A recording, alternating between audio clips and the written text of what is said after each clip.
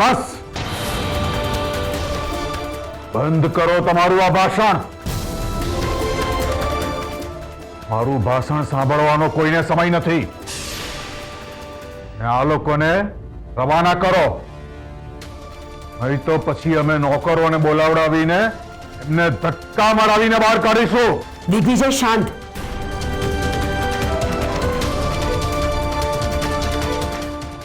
ગમે તેમ હોય, આપણા મહેમાન છે, શિષ્ટાચાર પાળવા જરૂરી છે.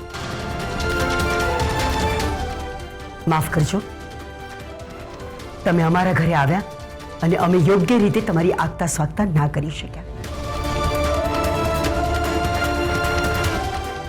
અત્યાર સુધી તમને સમજાઈ ગયું હશે કે કેસર વહુ જે કારણસર તમને અહીં લઈને આવ્યા છે એ સંબંધ શક્ય નથી.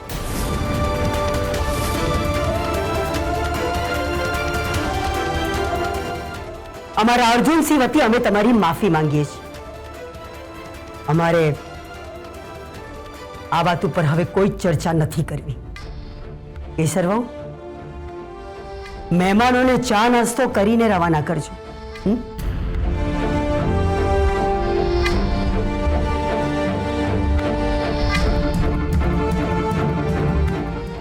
ડિયર દેરાણી, સાંભળ્યું નહીં?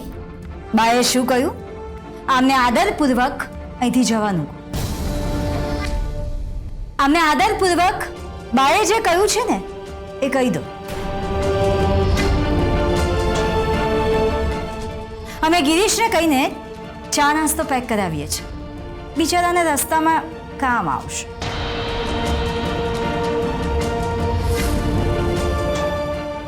કેસર, અમે જઈએ છીએ.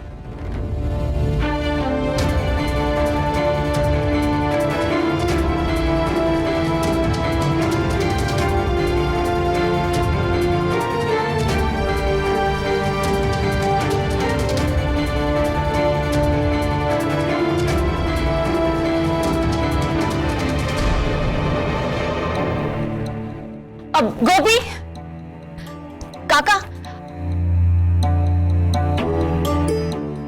દિગ્વિજયભાઈ અને વેદિકા ભાભીએ તમારી સાથે જે વર્તન કર્યું છે એના માટે હું તમારી માફી માંગુ છું.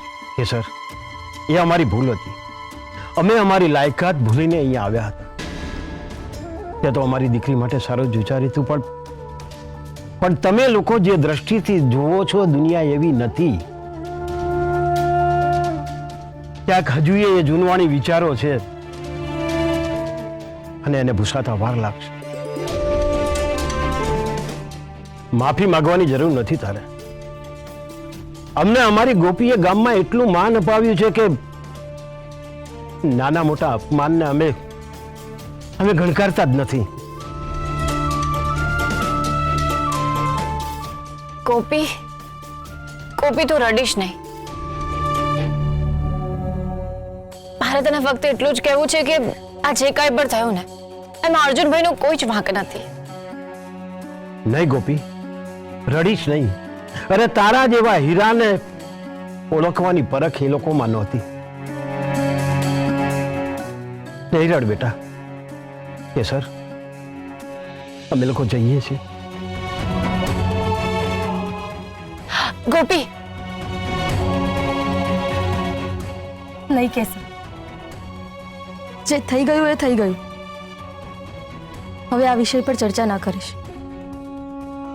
મારા નસીબમાં અર્જુન નહીં હોય એટલે જ બીજી વાર પણ ઉપરવાળાએ મને દુખી કરી. હવે આ વિષય પર ચર્ચા ના કરીશ, નહીં તો મારાથી કંઈ બોલી જશે અને તારું અપમાન થઈ જશે, અને મને એ નહીં ગમે.